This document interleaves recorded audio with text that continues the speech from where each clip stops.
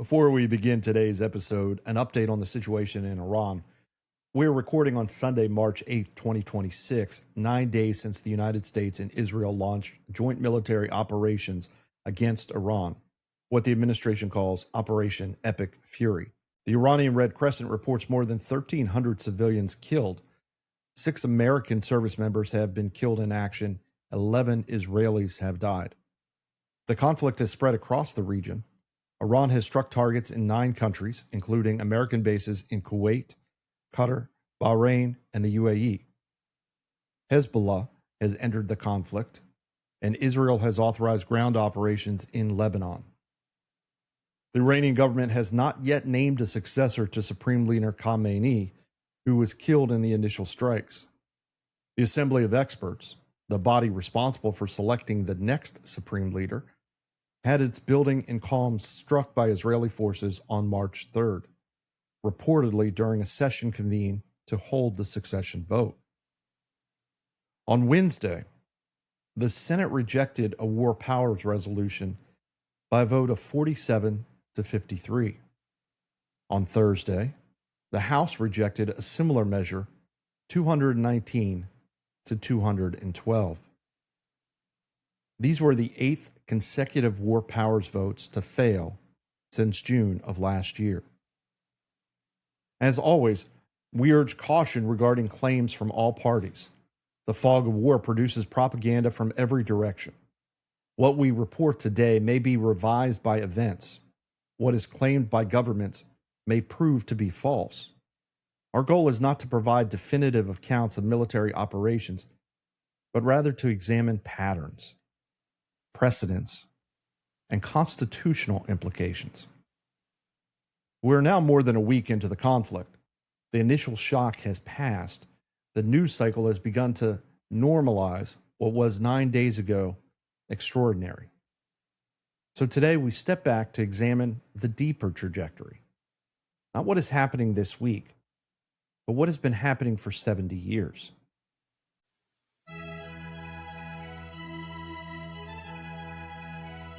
Welcome to the Consequential Actions podcast, where we aim to learn how history impacts current events and affects our lives today through the lens of politics, the economy, technology, and business trends. I may be an AI, but your host, well, he is not artificial in any way. Here is Jeff Kellick.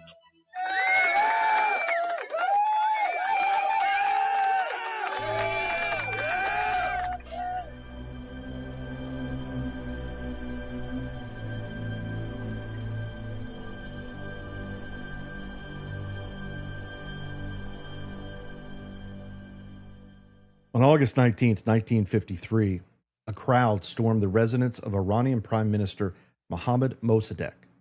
Within hours, he was overthrown. The Shah, who had fled the country days earlier, returned to power. The United States denied involvement for 60 years. When President Eisenhower was asked about the coup, he expressed sympathy for the Iranian people and their aspirations. Secretary of State Dulles spoke of Iranian patriotic forces acting on their own initiative. The CIA's role, its payments to Iranian military officers, its bribes to newspaper editors, its manufactured riots, remained officially unacknowledged until 2013. 60 years of denial, 60 years of official lies. The covert operation worked precisely because it was covert, because the American hand remained hidden, because plausible deniability was maintained, because even when suspicions arose, proof was absent. On March 5th, 2026, 4 days ago, President Trump was asked about the succession process in Iran following the assassination of Supreme Leader Khamenei. Here's what he said. They are wasting their time. Khamenei's son is a lightweight. I have to be involved in the appointment, like with Delcy in Venezuela. Khamenei's son is unacceptable to me. We want someone that will bring harmony and peace to Iran. I have to be involved in the appointment. In 1953, the CIA worked through intermediaries, bribed officials, manufactured popular uprisings, and denied everything for 6 decades. In 2026, the president announces on the record that he personally must approve the selection of the foreign nation's leader. This is not merely a change in transparency. This is a change in the entire architecture of American power projection. The apparatus of covert action, the CIA, the intelligence community, the elaborate mechanisms of plausible deniability, was built on the assumption that certain actions were too controversial, too legally questionable, too morally fraught to acknowledge. The secrecy was not incidental, it was the point. But something has changed. The President of the United States now openly declares himself the approver of foreign governments, not through covert action, not through proxies, not through deniable operations, but through direct announcement. He compares Iran to Venezuela, where American forces captured and removed the sitting president 10 weeks ago. He states plainly that certain leaders are unacceptable to him, that he must be involved in selecting their replacements. In 73 years, we have traveled from secret coups denied for decades to open regime selection announced on social media. The question today is not whether this represents a change in American policy. Of course it does. The question is what this change reveals about the trajectory of executive power, the trajectory of congressional abdication, and the death of constitutional constraints on war making. This is what we examine today, not the immediate crises, the missiles and the casualties and the diplomatic maneuvering, but the institutional evolution that brought us here. How regime change moved from covert to overt. How the executive came to claim the authority to select foreign leaders. And what remains of the founders' vision of a republic that does not make war without the consent of the people's representatives. I am Jeff Kellick, and this is the Consequential Actions Podcast. This is episode 9, part B, a contemporary application episode corresponding to episode 9 of the series, Empire of Liberty, America's Foreign Entanglements, from the Founders to the Forever Wars. In Saturday's episode, we examined the 1953 coup that overthrew Mohammad Mossadegh, the British oil interests that motivated it, the Dulles brothers whose World War II experience shaped its methods, the operation itself, and the blowback that produced 4 decades of hostility. Today, we trace how the patterns established in 1953 evolved through 7 decades of American intervention, and what it means that the executive branch now pursues regime change openly, without pretense or apology. Let us begin.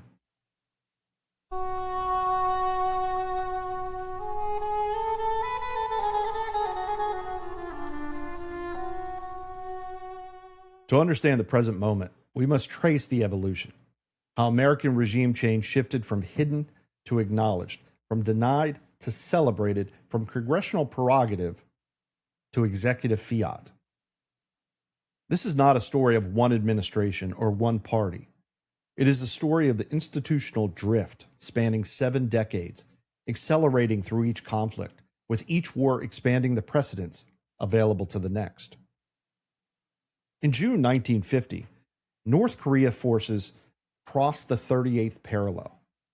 President Truman committed American troops without a declaration of war. He called it a police action under United Nations authority. Congress was not asked. Congress did not vote. This was the first major precedent. The president could commit American forces to sustained combat operations, not a brief retaliation, not a defensive response, but a 3-year war that killed 36,000 Americans without congressional authorization. The Constitution says Congress shall have the power to declare war. Korea established that this was optional. The Gulf of Tonkin Resolution of 1964 was, in form, congressional authorization. In substance, it was something else. President Johnson presented Congress with a narrative: North Vietnamese attacks on American vessels, and Congress granted him authority to take all necessary measures. We now know the second Tonkin incident likely never occurred. We know the administration manipulated intelligence. We know the resolution was drafted before the alleged attacks took place. But Congress voted 260 to nothing in the House, 88 to 2 in the Senate. The resolution became the legal basis for a decade of war. 500,000 troops and 58,000 Americans dead. The template here was not executive action without Congress.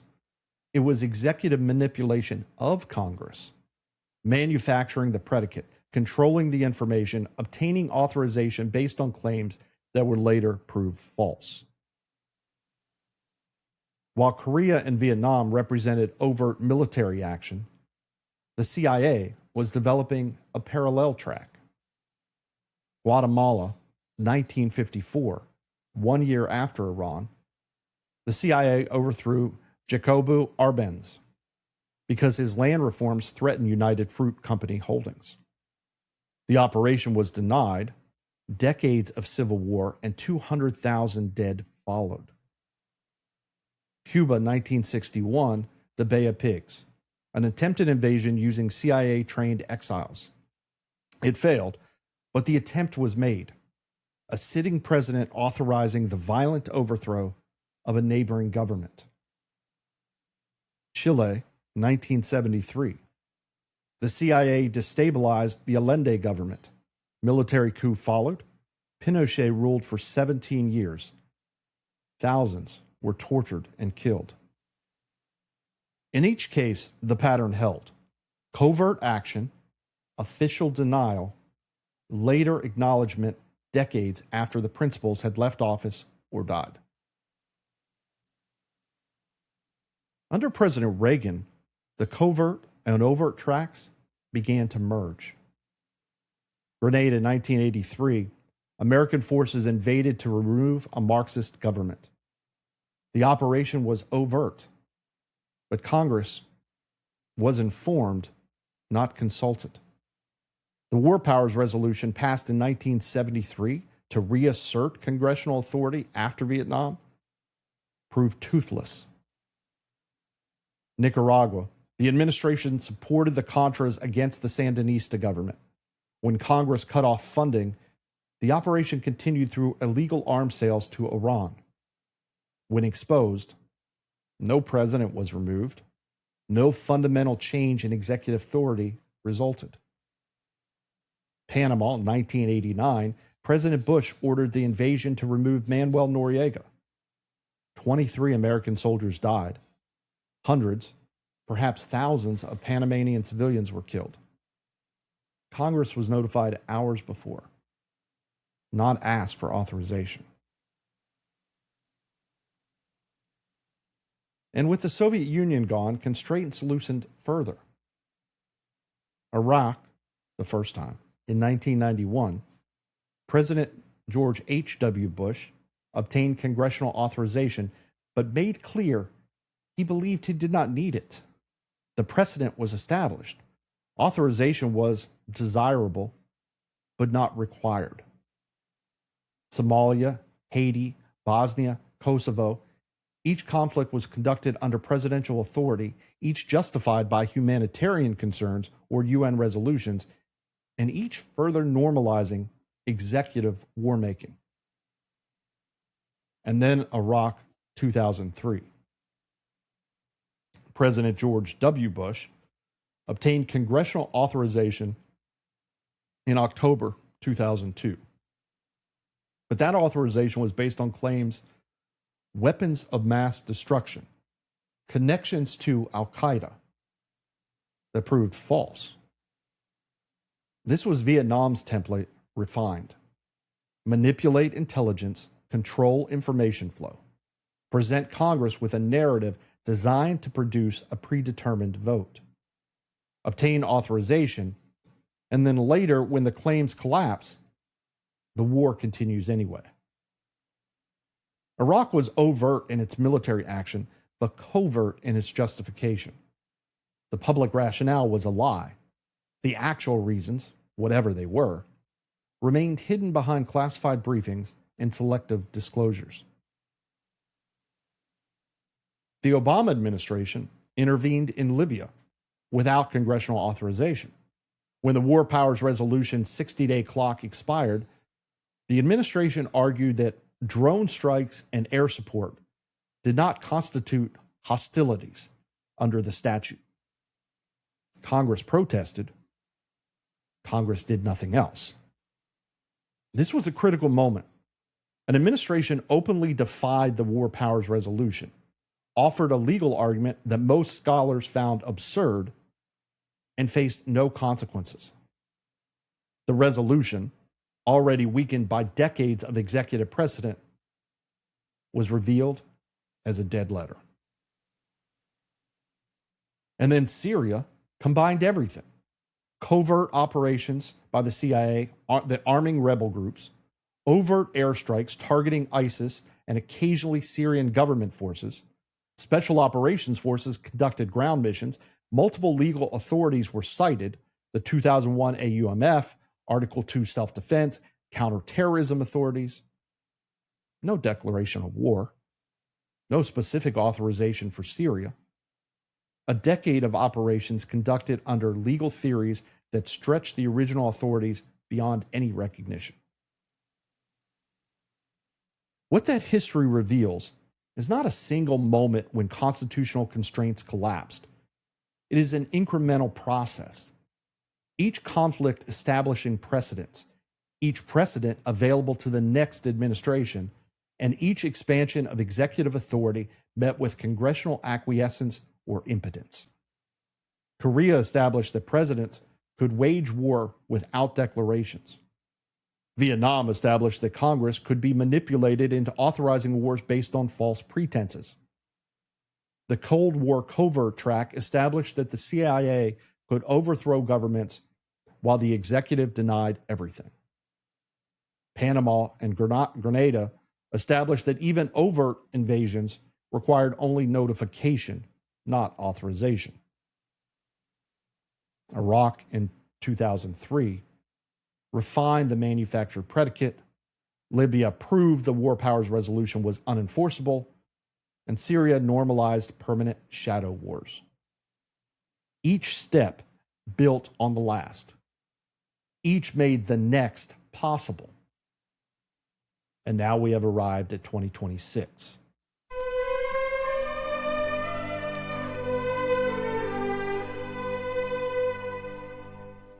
What distinguishes the current moment is not merely the continuation of these patterns. It is their open acknowledgement. The executive branch no longer claims to be responding to crises or defending against imminent threats. It openly asserts authority to determine which foreign governments are acceptable and to remove those that are not. Let us examine the cases. On January 3rd, 2026, American forces captured Venezuelan President Nicolas Maduro at his residence in Caracas. He was flown to New York to face drug trafficking charges. At least 80 people were killed in the operation, including 32 Cuban military personnel. We have examined Venezuela extensively in earlier episodes, the constitutional questions, the vanishing Cartel de las Solas predicate, the absence of congressional authorization. I will not retread that ground. What matters for today's analysis is the aftermath, specifically the model it established. President Trump told the New York Times that Venezuela represented the perfect scenario. His words, "Everybody's kept their job except two people." Those two people? were Maduro and his wife. Everyone else in the Venezuelan government remained. Vice President Delcy Rodriguez was sworn in as interim president. Within weeks, she was cooperating with American demands, restructuring oil production, accepting American economic advisors, and most importantly, doing as she was told. This is not regime change in the traditional sense. This is regime modification. The structures remain, only the leadership changes, and critically, the new leaders understand, because they witnessed what happened to their predecessors, that their continued tenure depends on American approval. When President Trump said, "I have to be involved in the appointment," like with Delcy in Venezuela, he was not speaking metaphorically. He was describing an operational model. Identify unacceptable leaders, remove them, install compliant replacements, and make clear that the same fate awaits anyone who deviates from American preferences. Now, the Board of Peace. The Board of Peace represents something different. Not regime change, but direct governance under American supervision. On January 15th, 2026, President Trump announced the formation of the Board of Peace to oversee the reconstruction and administration of Gaza. The United Nations Security Council authorized the board in November 2025. Its charter names President Trump as permanent chairman. Let me be precise about what that means. The charter states that the chairman is not subject to term limits and holds sole authority to nominate his designated successor. The chairman has authority to create, modify, or dissolve subsidiary entities. All revisions to the charter require the chairman's approval. The Board of Peace is not an American organization. It is an international body with representatives from more than 25 countries. Yet its permanent chair is the American president, not the American government, but the individual holding that office, with lifetime tenure and the power to choose his own successor. There are no Palestinians on the Board of Peace, by the way. The body established to govern Gaza contains no representatives of the people it governs. President Trump has stated that the board might replace the United Nations. Its charter does not actually mention Gaza. It describes itself as an international organization that seeks to promote stability, restore dependable and lawful governance, and secure enduring peace in areas affected or threatened by conflict. The word areas is plural.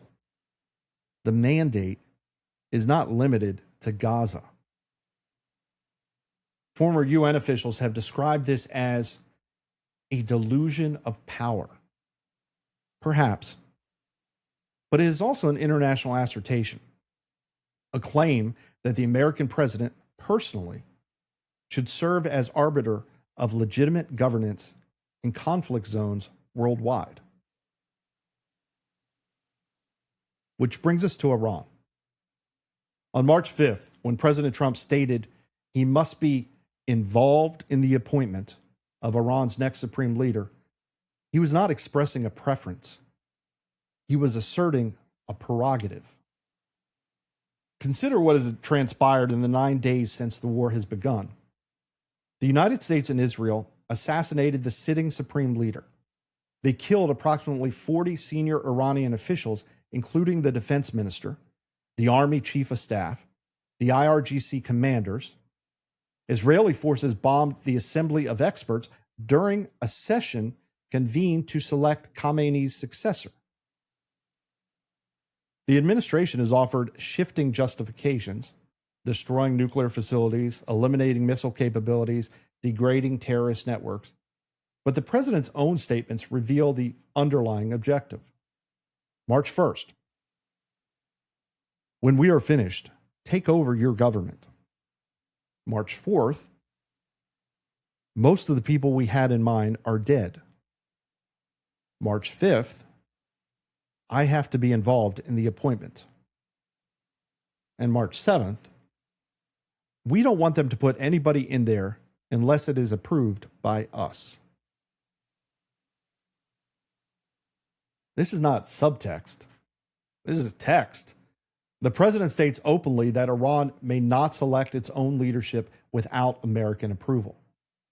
He acknowledges that the people we had in mind have been killed, implying that the administration had specific candidates it preferred and has been eliminating alternatives. He compares the situation to Venezuela, where American forces physically removed the president and installed a replacement. This is not the CIA working through proxies, bribing officials, manufacturing uprisings, and maintaining deniability. This is the President of the United States publicly declaring himself the arbiter of acceptable governance in a nation of 90 million people. And the pattern likely does not stop with Iran. On March 5th, at a White House event, the president said of Cuba, "We think that we want to finish this one first, but that will be just a question of time." On March 6th, he told reporters, "Cuba's going to fall pretty soon." And Senator Lindsey Graham on March 1st declared, "Cuba's next." The administration has cut off oil from Venezuela to Cuba, triggering widespread blackouts. Millions of Cubans have lost power. The economy is collapsing. The stated goal is not to negotiate, not to reach agreement, but to engineer regime change, what the president called a friendly takeover. Cuba, Iran, Venezuela, Gaza. 4 nations collectively containing more than 200 million people, where the executive branch has asserted the authority to determine acceptable governance.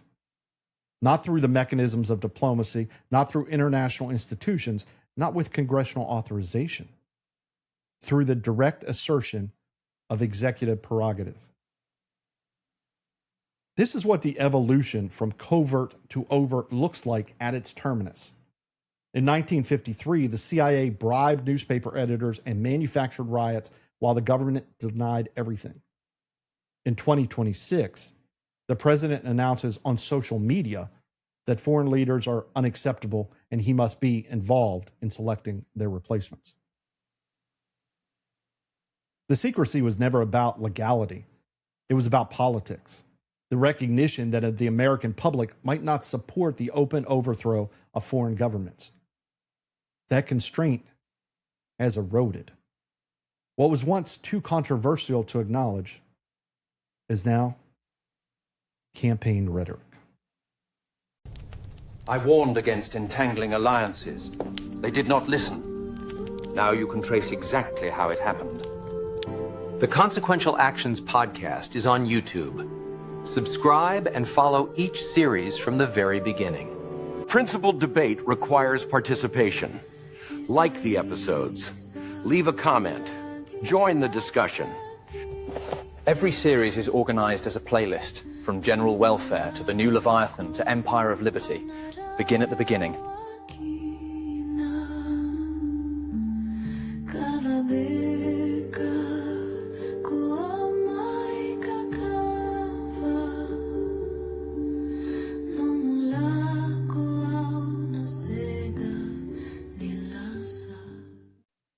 I'm going to shift gears just slightly, but we'll bring it back together at the end. You'll see what I mean. In Saturday's episode, we examined oversight failures through individual cases. Kim Philby, who betrayed Western intelligence for 3 decades while rising to senior positions. Aldrich Ames, whose treachery cost lives while the CIA failed to detect what was happening within its own ranks. These were failures of competence, of internal security, of institutional blindness. Today, we examine a different kind of failure. The systematic absence of meaningful oversight by the institutions designed to provide it. In December 2025, the Department of Defense failed its annual audit for the 8th consecutive year. Let that settle for a moment. The Pentagon has been required to submit an annual audit since 2018. It has never passed one. The fiscal year 2025 audit identified 26 material weaknesses and 2 significant deficiencies. A material weakness, in accounting terms, indicates control failure so severe that significant misstatements in financial reports could occur and go undetected. The Pentagon manages approximately $4 trillion in assets. It cannot verify the existence, location, or value of those assets with sufficient reliability to satisfy auditors. The F-35 Joint Strike Fighter program, the most expensive weapons program in world history, with a projected lifetime cost exceeding $1 trillion, could not account for assets in its global spares pool. Auditors could not verify the completeness or value of the program's parts inventory. Now, I want to be a little careful here. Failed audits do not necessarily indicate fraud. They indicate inadequate systems, insufficient documentation, and the inability to verify how money was spent. The Pentagon is vast. Its operations span 50 states and 40 countries. The bureaucratic complexity is genuine. But the point stands. The institution charged with the largest portion of discretionary federal spending cannot account for how the money is used. Congress appropriates hundreds of billions of dollars annually to an organization that has never demonstrated basic financial accountability. And Congress continues to appropriate year after year, failed audit after failed audit. The money flows regardless. Some portion of government spending is not merely unauditable, but intentionally hidden. The intelligence community operates under what is called the black budget, classified appropriations whose details are concealed even from most members of Congress. Only the intelligence committees and certain appropriations subcommittees have access. What they learn is classified. They cannot discuss it publicly or even with their colleagues. We know the intelligence budget totals approximately $90 billion annually because that figure was inadvertently disclosed in leaked documents. We do not know how it is allocated among agencies. We do not know what programs it funds. We do not know whether the money is spent as Congress intended or diverted to other purposes. The oversight system is structured to prevent oversight. Members of Congress with access cannot speak. Members without access cannot know. The public knows almost nothing, and the agencies operate with resources whose use cannot be publicly examined. In Saturday's episode, we discussed how the CIA emerged from the Office of Strategic Services, with Alan Dulles shaping its culture and methods. We discussed how the agency's founding ethos, flexibility, deniability, operating outside normal constraints, created conditions for abuse. The structural problem is that this ethos was institutionalized. The black budget is not an accident. It is the architecture of unaccountability made permanent. The intelligence community operates with resources it need not publicly justify, conducting operations it need not acknowledge, under authorities that Congress cannot fully scrutinize. Which brings us to the core failure itself: Congress. This past week, both chambers of Congress voted on war powers resolutions regarding Iran. Both failed. The Senate vote was 47 to 53. Only one Republican, Rand Paul of Kentucky, voted with the Democrats. Only one Democrat, John Fetterman of Pennsylvania, voted with Republicans. The House voted 212 to 219. Only 2 Republicans, Thomas Massie and Warren Davidson, supported the resolution. 4 Democrats voted against. These were not close votes. These were not bipartisan rejections of specific policy concerns. These were party line votes in which the majority chose to affirm executive authority to wage war without congressional authorization. Senator Tim Kaine, who sponsored the Senate resolution, put it plainly. The President of the United States has called for a war against Iran. The head of the Joint Chiefs has called it a war against Iran. The Secretary of State has called it a war against Iran. It is a war. And Congress voted by comfortable margins to permit that war to continue without authorization. Senator Bill Cassidy explained his vote. You can't be halfway pregnant. We're in there. This is the logic of fait accompli. Once the executive has committed forces, Congress believes it cannot constrain them. The president acts, Congress ratifies by silence, and the pattern repeats. The founders designed a system in which Congress would jealously guard its prerogatives. They assumed legislators would resist executive encroachment because their institutional interest demanded it. They did not anticipate a Congress that would voluntarily surrender its most consequential power, the power to take a nation to war. The Council on Foreign Relations, analyzing the vote, observed, our country has, through presidential aggrandizement, accompanied by congressional authorization, delegation, and acquiescence, given one person, the president, a sprawling military and enormous discretion to use it in ways that can easily lead to massive war. That is the system we have now. One person decides. Congress watches.